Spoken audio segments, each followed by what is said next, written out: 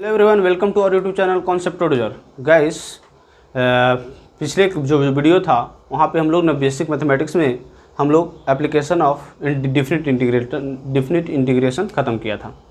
आज की क्लास में मैं बेसिक मैथमेटिक्स का ही पार्ट है। बहुत सारे टीचर्स जो हैं जो इसको फिजिक्स के चैप्टर्स में पढ़ाते हैं, बट मुझे लगता है कि इसको मैं एक बेसिक मैथमेटिक्स के ही पार्ट में मैं पढ़ाने वाला हूँ। That is the vector. It is basically ये वेक्टर जो है वो 12th क्लास में आप लोग जो मैथ्स के स्टूडेंट्स हैं, जो मैथ्स लिए हैं, वो बेसिकली वेक्टर 12th में 3D एंड वेक्टर में पढ़ाई करेंगे। यहाँ पे जो मैं पढ़ाने वाला हूँ वेक्टर, वो मैं बेसिक वेक्टर पढ़ाने वाला हूँ जो आपको फिजिक्स में यूज आता है। और बेसिकली इस वेक्टर पे बेसिस कुछ क्वेश्चंस भी जो हैं जो या नीट एग्जाम्स में आ चुके हैं। जे एग्जाम्स में तो ऐसा कुछ क्वेश्चंस आया नहीं है। हाँ, कुछ क्वेश्चंस है जो वेक्टर बेस्ड क्वेश्चन, जो न्यूटन्स लॉ NLM पे बेस्ड आया है क्वेश्चन, बट नीट एग्जाम्स में वेक्टर्स पे भी क्वेश्चंस आए हैं। तो आज की क्लास में शुरू करने वाला हूँ, that is vector, and I will consider this vector topic in basic mathematics, not as a separate part of a physics. Okay, so कोई बात नहीं, बात सेम ही है। आपको वहाँ पे भी पढ़ना है वेक्टर। जो फिजिक्स वाले टीचर वेक्टर पढ़ा रहे हैं वो भी सेम है, और मैं बेसिक मैथमेटिक्स में पढ़ा रहा हूँ, that is also same. So let's start today's class. Okay, आ जाओ भाई। वेक्टर क्या है? देखो, अभी तक हम लोग जो बेसिक मैथमेटिक्स पढ़े थे उसमें जब मेरा जो फर्स्ट क्लास था वहाँ पे मैं बताया था, एक हैमर का एग्जांपल लिया था, एक स्क्रू का एग्जांपल लिया था। तो वहाँ पे बताया था कि हैमर का बेसिकली जो यूज होता है हमारे डेली लाइफ में, किसी चीज़ को तोड़ने के लिए करते हैं। अगर मान लो कोई ठोस पदार्थ है, मतलब कोई सॉलिड मटेरियल है, अगर उसको मेरे को तोड़ना है तो हम लोग हैमर यूज करते हैं। In the same way mathematics में अगर हम लोग किसी चीज़ को पार्ट बाई पार्ट करना रहता है, हम लोग उसको डिफ्रेंसिएशन को यूज करते हैं। सिमिलरली यहाँ पे अगर जो हम लोग एक स्क्रू जो हम बताए थे फर्स्ट वाली क्लास में, वहाँ पे स्क्रू को मैं बताया था कि अगर मेरे को मान लो किसी डायरेक्शन में किसी स्क्रू को खोलना है या फिर टाइट करना है, तो उसके लिए हम लोग स्क्रू ड्राइवर का यूज करते हैं। सिमिलरली यहाँ पे हम लोग वेक्टर जो है, वेक्टर बेसिकली डायरेक्शन के लिए हम लोग यूज करते हैं। ओके, तो आ जाओ, वेक्टर क्या है मैं उस पर डिस्कस करता हूँ। और आज की जो क्लास होने वाली है आपकी, वो वेक्टर बेसिकली सिर्फ डिफिनेशंस, आज मैं मतलब कि वेक्टर क्या है वो मैं बताऊँगा, और उसके टाइप्स क्या हैं वो सारे डिस्कस करूँगा। नेक्स्ट वाली वीडियो में आप कुछ कैलकुलेशन में आगे बढ़ पाएंगे। ठीक है, चलो स्टार्ट। देखो, वेक्टर, देखो वेक्टर को डिस्कस करने से पहले एक चीज़ समझो कि हम लोग जो भी फिजिक्स में जितनी भी क्वांटिटीज़ के बारे में पढ़ने वाले हैं, जितनी भी फिजिकल क्वांटिटीज़ के बारे में पढ़ने वाले हैं, वो फिजिकल क्वांटिटी बेसिकली दो तरह का होते हैं। फिजिकल क्वांटिटी बेसिकली कितने तरह के होते हैं? Physical quantity basically two types के होते हैं। One is a scalar quantity and other one is vector quantity, right. Physical quantity हम लोग जो भी फिजिक्स में डिस्कस करने वाले हैं वो दो तरह का डिस्कस करने वाले हैं, एक स्केलर क्वांटिटी और दूसरे वेक्टर क्वांटिटी। अब भाई यहाँ पे बात आएगी कि भैया हम लोग किसको बोलेंगे, कौन से क्वांटिटी को बोलेंगे, ये स्केलर क्वांटिटी और कौन से वेक्टर क्वांटिटी है। हाँ, तो सिंपल सा डिफिनेशंस बुक में आप लोग पढ़ते आए होंगे, क्लास 9th में भी आप लोग पढ़े होंगे, बिल्कुल पढ़े होंगे कि स्केलर क्वांटिटी किसे कहते हैं और वेक्टर क्वांटिटी किसे कहते हैं। मैं भी यहाँ पे डिस्कस करूँगा, बट जो आप वहाँ पे पढ़े थे उसमें कुछ कंट्राडिक्शन मैं यहाँ पे लाऊंगा और मैं आपको बताऊँगा कि जो आप पढ़े थे वो गलत पढ़े थे। तो आइए देखते हैं क्या होता है इसमें। ठीक है, सबसे पहले अगर हम स्केलर क्वांटिटी की बात करें कि स्केलर क्वांटिटी क्या है, स्केलर क्वांटिटी बेसिकली किसी भी मटेरियल का मेजरमेंट है, वो उसकी मैग्नीट्यूड, यू कैन से, मान लो 5 kg आलू। ये क्या है कि एक जो मटेरियल हमारे पास जो आलू है उसका वेट कितना है, सिर्फ यहाँ पे मैग्नीट्यूड बता रहा है कि उसका वेट कितना है। तो उस तरह की क्वांटिटी को बताता है। या फिर मान लो तुम्हारे पास कोई क्लॉथ है, उसकी मेजरमेंट है कि 5 मीटर लॉन्ग क्लॉथ, इस मीन्स कि उसका जो लेंथ है क्लॉथ का वो 5 मीटर है। सिर्फ वहाँ पे मैग्नीट्यूड की बात हम लोग डिस्कस कर रहे हैं। या अगर आपको बोला जाए कि आपके घर से 10 किलोमीटर चलो, आप वो 10 किलोमीटर किधर चलो वो आपको नहीं बताया गया, सिर्फ आपसे ये बोला गया कि आपको 10 किलोमीटर चलना है। आप किधर जाओगे इट डजंट मैटर। तो ये आपको अगर डायरेक्शन मैटर नहीं कर रहा है तो वो आपके लिए सिर्फ एक मैग्नीट्यूड के लिए 10 किलोमीटर। तो वहाँ पे क्या आ गया, that is distance and that will be considered in a scalar quantity. तो आई थिंक आपको स्केलर क्वांटिटी का डिफिनेशन आपको समझ में आया होगा कि ऐसी क्वांटिटीज़ जिसके पास सिर्फ और सिर्फ हम लोग मैग्नीट्यूड की बात करने वाले हैं उस क्वांटिटीज़ को बोलेंगे स्केलर क्वांटिटी। ओके भाई, अब आ जाओ हम लोग बात करने वाले हैं वेक्टर क्वांटिटी के बारे में। तो वेक्टर क्वांटिटी क्या है उसको समझिए। वेक्टर क्वांटिटी बेसिकली ये है कि जिसके पास ऐसे क्वांटिटी जिसके पास मैग्नीट्यूड भी हो और डायरेक्शन भी हो।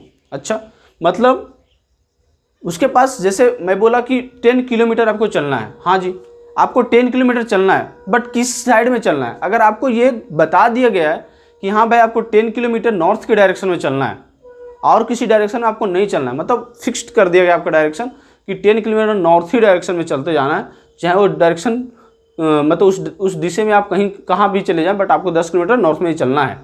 तो यहाँ पे जो अभी भी जो है वो डिस्टेंस ही डिपेंड बता रहा है, बट एक डायरेक्शन का डिस्टेंस है और उस डिस्टेंस को हम लोग आगे जाके बोलेंगे, पढ़ेंगे हम लोग डिस्प्लेसमेंट, तो वो आ जाता है वेक्टर क्वांटिटी में। ठीक है, सिमिलरली अगर आपसे यहाँ बोला जाए क्या सर हम लोग 5 kg आलू को कह सकते हैं वेक्टर क्वांटिटी है, नहीं हम लोग इसको नहीं कह सकते हैं 5 kg आलू। क्या उसके पास कोई डायरेक्शन हो सकता है क्या?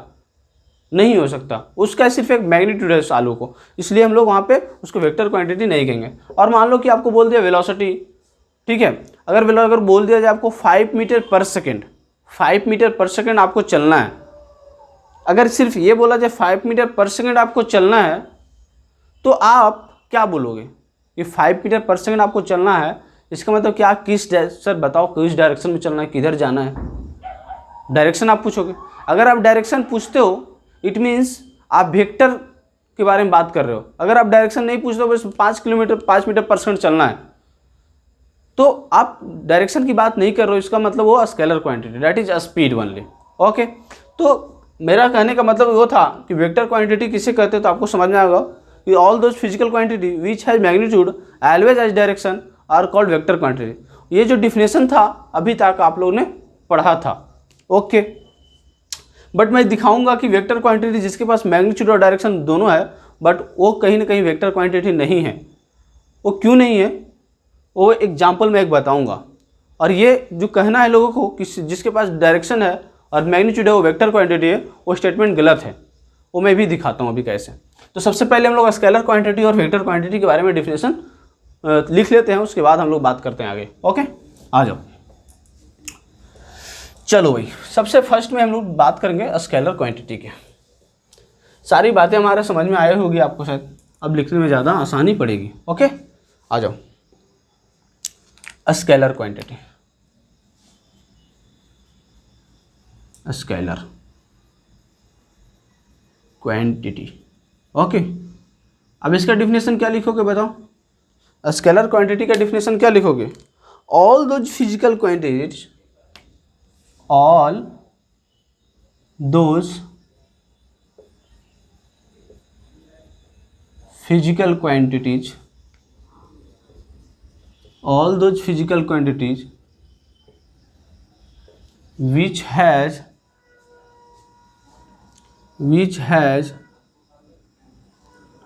magnitude only, all those physical quantity which has magnitude only is called a scalar quantity, is called a scalar quantity। Okay, समझ में आया। चलो, फॉर एग्जाम्पल अगर हम लोग बात करें,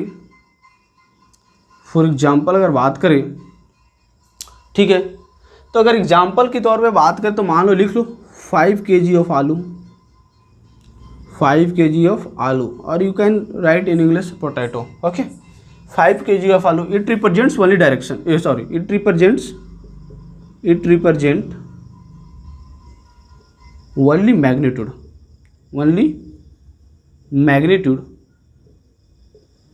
ओके। यहाँ पे सिर्फ और सिर्फ मैग्नीट्यूड की बात हो रही है, इसलिए हम लोग इसको बोलेंगे 5 kg। इसकी मैग्नीट्यूड कितनी है, 5 kg। 5 is a number and kg is a unit. Okay, unit of measurement. यहाँ पे 5 kg के जगह अगर 5000 ग्राम बोलते तो वो भी सही था, where gram is a unit, right. तो यहाँ पे सिर्फ एक मैग्नीट्यूड की बात कर रहे थे, इसलिए हम लोग बोलेंगे स्केलर क्वांटिटी। यही अगर बोला जाए 10 kilometre, it represent what, it represent magnitude of what, distance. Distance का मैग्नीट्यूड बता रहा है, यानी कि distance is a scalar quantity, right. Next मान लो 5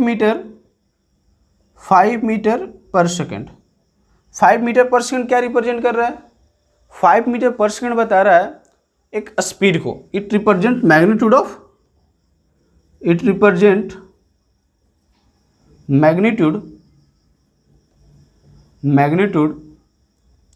ऑफ स्पीड। ओके, किसकी मैग्नीट्यूड है ये? स्पीड की मैग्नीट्यूड है।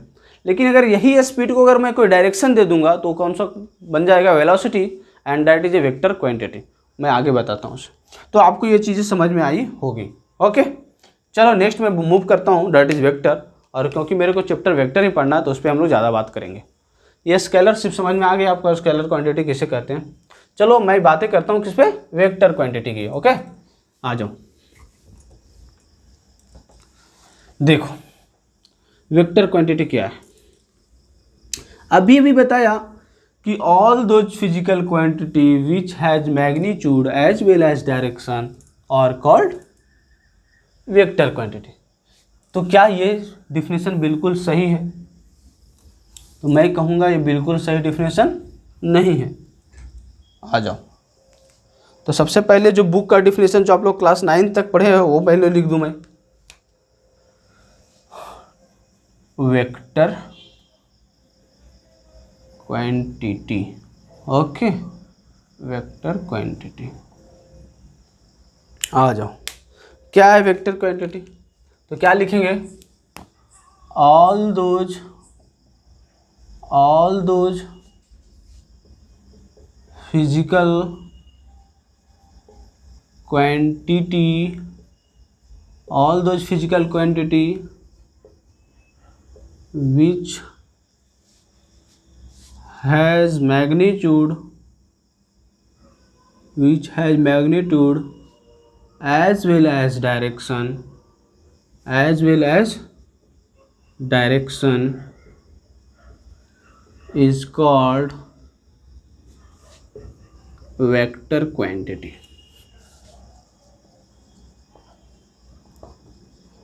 ठीक है, मतलब ऐसे ऑल दोज फिजिकल क्वांटिटी, ऐसे सभी फिजिकल क्वांटिटी जिसके पास मैग्नीट्यूड और डायरेक्शन दोनों है उसको हम लोग वेक्टर क्वांटिटी कहते हैं।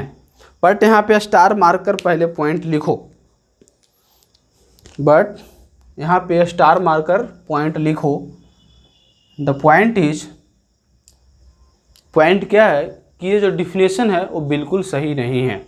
मतलब ये कोई ज़रूरी नहीं है कि जिसके पास मैग्नीट्यूड और डायरेक्शन दोनों है वो वेक्टर क्वांटिटी ही होगा। मतलब ये कोई ज़रूरी है नहीं है कि जिसके पास मैग्नीट्यूड और डायरेक्शन दोनों है वो वेक्टर क्वांटिटी ही होगा। तो क्या लिखेंगे? It is not necessary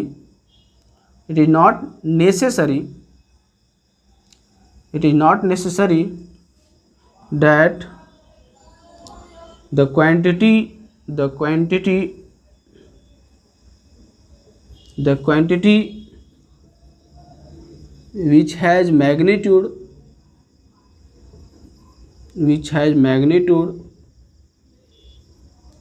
the quantity which has magnitude as well as direction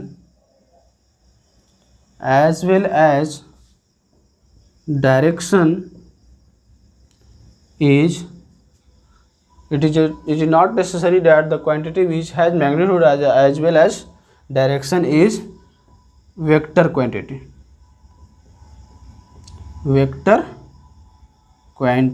okay, मतलब ये कोई ज़रूरी नहीं है कि जिसके पास मैग्नीट्यूड और डायरेक्शन दोनों है वो वेक्टर क्वांटिटी होगा ही। तो मतलब ज़रूरी फिर क्या है ना? तो नेक्स्ट पॉइंट स्टार मार के लिखो। ज़रूरी क्या है? ज़रूरी ये है कि हम उस फिजिकल क्वांटिटी को वेक्टर क्वांटिटी बोलेंगे जो वेक्टर लॉ ऑफ एडिशन को फॉलो करे। It means triangle law of addition को फॉलो करे, उस क्वांटिटी को बोलेंगे वेक्टर क्वांटिटी है। अदरवाइज वेक्टर क्वांटिटी नहीं है। अब क्यों नहीं है उसका मैं एक एग्जांपल भी मैं बताता हूँ। ठीक है, आ जाओ। इसका मतलब लिखेंगे the necessary condition is the necessary condition to be a vector quantity, to be a vector quantity, the necessary condition to be a vector quantity is that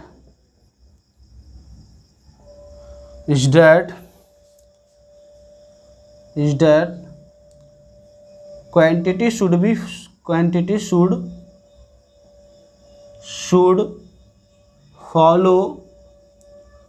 should follow vector law of addition.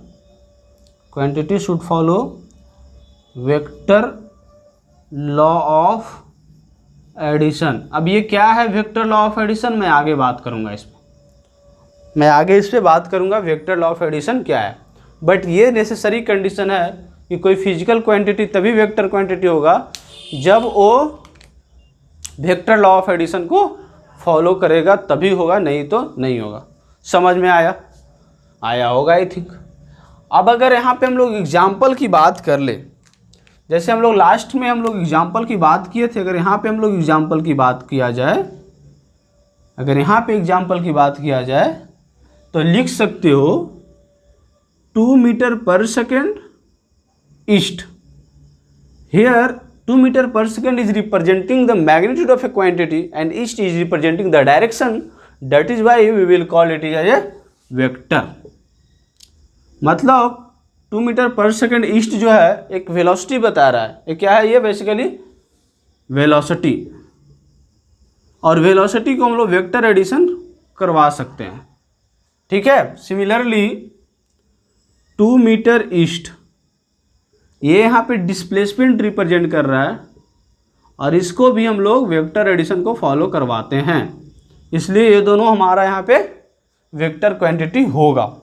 अब बोलोगे कि sir कौन सा ऐसा quantity है जिसके पास magnitude और direction दोनों है बट वो vector law of addition follow नहीं करता है, बोलोगे? तो देखो बेसिकली कौन सा है। आप लोग क्लास टेंथ में करंट के बारे में सुने होंगे। कि करंट फ्लो करता है, उसका डायरेक्शन होता है कि करंट इस डायरेक्शन में फ्लो कर रहा है। बोलो। देखो जो बच्चा थोड़ा सा कॉन्सेप्ट अच्छा खासा मतलब 9-10 क्लास को पढ़ा होगा उस चीज़ को यहाँ पे समझ पाएगा, नहीं तो थोड़ा सा दिक्कत हो सकता है। अदरवाइज मैं यहाँ पे कोशिश करूँगा आपको इस चीज़ को समझाने की कि जिसके पास मैग्नीट्यूड और डायरेक्शन दोनों होता है वो वेक्टर क्वांटिटी नहीं होता है। उसके लिए ज़्यादा ज़रूरी ये है, और ये क्वेश्चंस भी आया हुआ है नीट में, ये क्वेश्चंस भी आया हुआ है कि क्या किसी के पास मैग्नीट्यूड और डायरेक्शन अगर है तो क्या वो वेक्टर क्वांटिटी होगा। मतलब उसमें ऑप्शन दिया हुआ था कि for physical quantity to be a vector quantity what is the necessary condition. तो वहाँ पे कंडीशन में आपको क्या देना था? It must follow vector law of addition. चलो भाई, क्लास 10th में आप लोग पढ़े होंगे कि देखो भाई ऐसा होता होगा, एक सर्किट बनाते थे जिसमें रेसिस्टेंस रहता था। ओके, एक बैटरी होता था जिसका कुछ वोल्टेज होता था। मान लो यहाँ पे 6 वोल्ट बैटरी है, यहाँ पे 3 ओम का रेसिस्टर लगा हुआ है। अब यहाँ पे क्लास 10th में आप लोग ये पढ़ते थे कि भैया करंट का डायरेक्शन ये होता था। अब अगर यहाँ से तुम लोग करंट निकालोगे ओम्स लॉ के थ्रू तो करंट आ जाएगा V/R, that is 2 ampere of current होगा ना। V = IR लगा देना, जो क्लास 10th पढ़ा होगा थोड़ा मोड़ा भी वो बना सकता है। I = V/R, that is 2 ampere. यहाँ पे अगर तुम देखोगे तो क्या हो जाएगा? 2 ampere of current is flowing in the direction from positive terminal of the battery to negative terminal of the battery. मतलब इसका करंट का डायरेक्शन ये है, और मैग्नीट्यूड उसका दिया हुआ है। Here current is equal to 2 ampere and direction is positive terminal to negative terminal, positive terminal to negative terminal of battery. Okay, अब अगर positive terminal to negative terminal of the battery से current flow कर रहा है, इसका मतलब ये तो डायरेक्शन भी है सर और ये मैग्नीट्यूड भी है। तो क्या ये वेक्टर क्वांटिटी है? नहीं है, ये वेक्टर क्वांटिटी नहीं है। डैट इज वाई जो तुम लोग को मैंने स्टार मार्कर पॉइंट लिखवाया था और बोला था कि ऑल दोज फिजिकल क्वांटिटी जिसके पास मैग्नीट्यूड और डायरेक्शन दोनों है, ये कोई ज़रूरी नहीं है कि वो वेक्टर क्वांटिटी होगा। मीन्स वेक्टर क्वांटिटी होने के लिए सबसे सफिशिएंट कंडीशन और necessary condition is that it should must follow the vector law of addition. इसका मतलब अगर ये वेक्टर लॉ ऑफ एडिशन नहीं फॉलो करता है, अब क्यों नहीं फॉलो करता है मैं वो भी समझाने की कोशिश करता हूँ। अगर आप लोग क्लास 10th में थोड़ा सा पढ़े होंगे, थोड़ा सा अच्छा से पढ़े होंगे, तो ये कॉन्सेप्ट पढ़े होंगे कि भाई ऐसा है ये अब मान लो ये करंट है, यहाँ से मान लो करंट जा रहा है I1, इस करंट इधर से करंट जा रहा है I2, तो यहाँ बोलते थे that here it is node, इसको क्या बोलते थे? नोड है। अब यहाँ नोड डैट इज जंक्शन। अब अगर यहाँ पे हम लोग जंक्शन ला लगाते थे और लिखते थे अगर इधर से I1 आ रहा है, इधर से I2 आ रहा है, तो इधर से क्या हो गया I3 and that I3 is equal to I1 plus I2। अब यहाँ पे देखो अगर I3 is equal to I1 plus I2 हम लोग लिख रहे हैं, इसका मतलब तो ये हुआ सिंपल अलजेब्रिक एडिशन कर रहे हैं, मतलब अरिथमेटिक एडिशन कर रहे हैं। अगर अरिथमेटिक एडिशन कर रहे हैं और क्योंकि इसके पास मैग्नीट्यूड और डायरेक्शन दोनों था, तो हम लोग तो अरिथमेटिक एडिशन कर नहीं सकते हैं। इसका मतलब ये वेक्टर क्वांटिटी नहीं है। इसलिए necessary and the sufficient condition to be a vector quantity is that it should must follow vector law of addition. समझ में आपको आई थिंक आ गया होगा। अब नहीं आया तो मैं कुछ नहीं कर सकता। ठीक है, तो ये हो गया I3 is equal to I1 plus I2। चलो भाई, तो ये एग्जाम्पल था जिसके थ्रू मैं आपको समझाना चाहता था कि कोई ज़रूरी नहीं है कि जिसके पास मैग्नीट्यूड और डायरेक्शन है वो वेक्टर क्वांटिटी होगा। तब ये बोलोगे सर इसको स्केलर कहेंगे? नहीं, इसको स्केलर क्वांटिटी भी नहीं कहते। एक नेक्स्ट टाइप का क्वांटिटी पढ़ते हैं जो कि हमारे सिलेबस में नहीं है, डैट इज टेंसर क्वांटिटी। ये हम लोग के सिलेबस में नहीं है, इसलिए इस पर मैं ज़्यादा बातें नहीं करूँगा। ठीक है, आ जाओ। कौन सी क्वांटिटी हो जाएगा? Tensor quantity. चलो आ जाओ। अब मैं बातें करता हूं क्योंकि वेक्टर को मैं समझाया कि वेक्टर क्या होता है, तो मैं नेक्स्ट मूव मेरा ये है that is representation of vector. Vector को हम लोग रिप्रेजेंट कैसे करेंगे? मैग्नीट्यूड को रिप्रेजेंट कैसे करते थे? उसका एक नंबर होता था और उसके साथ में एक यूनिट लगा होता था, और यूनिट कुछ भी हो सकता है, वो अपने अनुसार से एडजस्ट लोग करता है। अगर केजी में लिखना है तो केजी में, ग्राम में लिखना है तो ग्राम में, किलो, और जो भी यूनिट ले लो। अगर कोई मीटर लेंथ है तो मीटर में लिखना है, सेंटीमीटर में लिखना है, मिलीमीटर में लिखना है।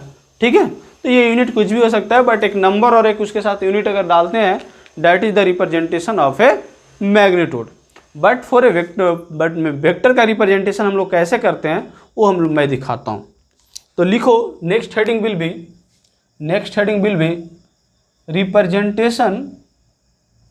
Representation of vector quantity. Representation of vector quantity. देखो वेक्टर क्वांटिटी को हम लोग कैसे रिप्रेजेंट करते हैं। ठीक है, अब देखो वेक्टर क्वांटिटी के पास होता क्या क्या, पहले ये समझो भाई। वेक्टर के पास होता क्या क्या है? तो वेक्टर के पास दो चीज़ होने वाला है। क्या क्या होने वाला है? एक तो मैग्नीट्यूड होने वाला है, और दूसरा डायरेक्शन होने वाला है ना। मतलब एक मैग्नीट्यूड होने वाला और एक डायरेक्शन होने वाला है। मतलब एक ऐसा क्वांटिटी है जिसके पास मैग्नीट्यूड और डायरेक्शन होने वाला है। अब हम लोग मैग्नीट्यूड को कैसे रिप्रेजेंट करेंगे और डायरेक्शन को कैसे रिप्रेजेंट करेंगे? तो मान लो कोई वेक्टर है, वेलोसिटी वेक्टर मान लो, या फिर कोई भी वेक्टर मान लो, डिस्प्लेसमेंट वेक्टर मान लो। तो मान लो कोई वेक्टर है दैट इज डिस्प्लेसमेंट वेक्टर। ठीक है, मैं डिस्प्लेसमेंट वेक्टर की मैं बात कर रहा हूँ। डिस्प्लेसमेंट क्या है? क्लास 9th में आप लोग पढ़े होंगे, the shortest distance between the 2 point is displacement. ठीक है, तो डिस्प्लेसमेंट वेक्टर की मैं बात करता हूँ। और डिस्प्लेसमेंट वेक्टर जो दिया गया है वो मान लो दिया गया है 5 मीटर ईस्ट। 5 metre east. यहाँ देखो 5 metre is representing magnitude, it is representing magnitude and this is representing direction। ठीक है। तो अगर हम लोग इसको एक वेक्टर से डिनोट करना चाहते हैं तो इसके लिए हम लोग एक कोई अल्फ़ाबेट का यूज़ करते हैं, कोई भी अल्फ़ाबेट, आप अपने अनुसार से कोई भी अल्फ़ाबेट को यूज़ कर सकते हो। मैं क्या करता हूँ, एक अल्फ़ाबेट लेता हूँ, दैट इज़ मैं ये साइड बताता हूँ। मैं एक अल्फ़ाबेट लेता हूँ, मान लो ए।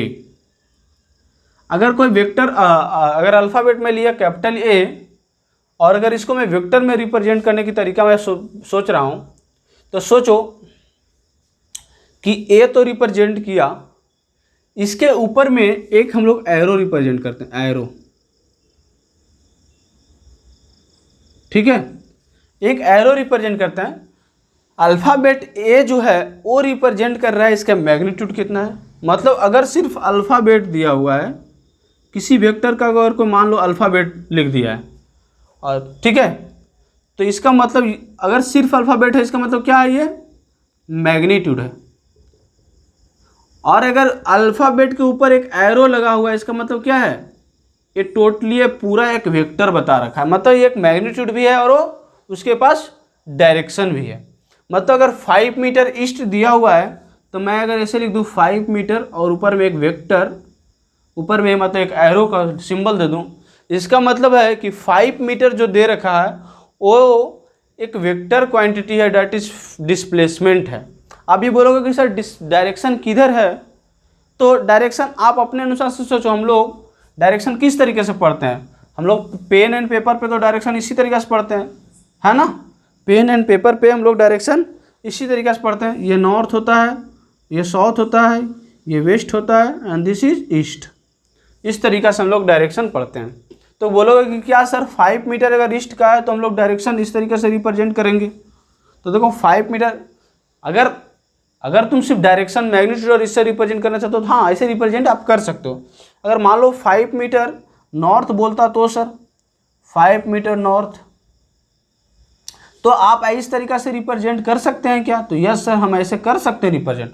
कोई गलत काम हम नहीं कर रहे हैं, इसका ऊपर का डायरेक्शन में बता रहा है, मतलब नॉर्थ के डायरेक्शन में 5 मीटर बोल रहा है। हाँ इस तरीक़े से रिप्रेजेंट आप कर सकते हो। मतलब वेक्टर को रिप्रेजेंट करने का तरीका क्या हुआ, किसी एक अल्फ़ाबेट के ऊपर अगर एक एरो है, arrow is representing what, direction, and alphabet is representing its magnitude. ठीक है, और भी आगे चीज़ें हैं जो मैं बताता हूँ। ठीक है, आ जाओ मैं इसे इरेज करता हूँ पहले।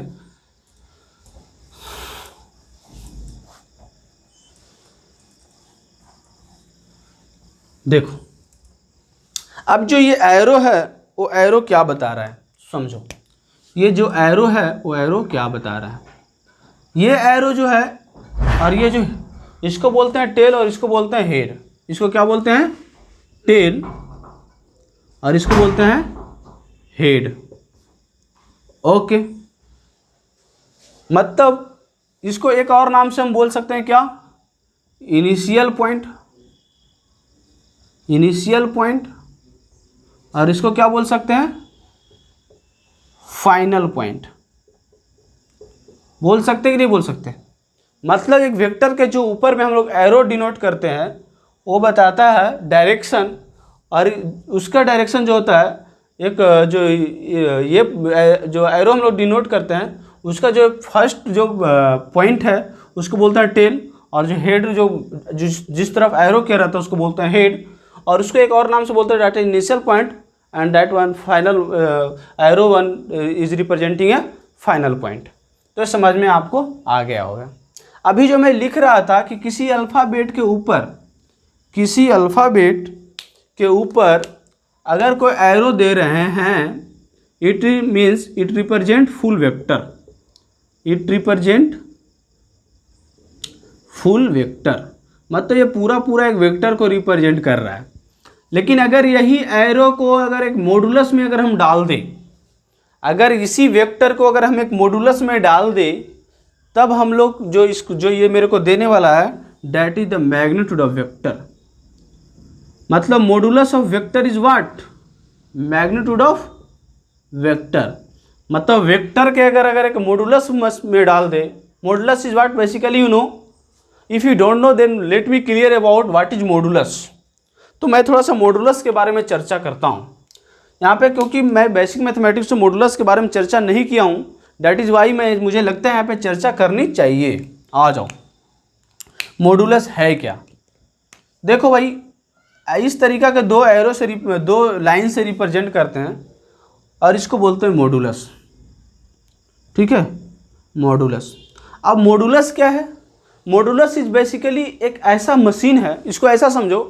अब ये मत समझना कि ये सर मॉडुलस क्या मशीन है, दो एरो रिप्रेजेंट की क्या ये मशीन बन गया? नहीं, मतलब मेरा समझाने का ये तरीका है कि मॉडुलस एक ऐसा मशीन है जिसमें तुम पॉजिटिव नंबर दो, नेगेटिव नंबर दो, कोई नंबर दो, वो पॉजिटिव बना के देगा। मतलब अगर -5 दो तो भी 5 देगा, +5 दो तो भी 5 देगा। मतलब एक ऐसा मशीन जिसमें आप दोनों नंबर दे सकते हो, negative number and positive number, but the resultant of modulus machine is positive number only.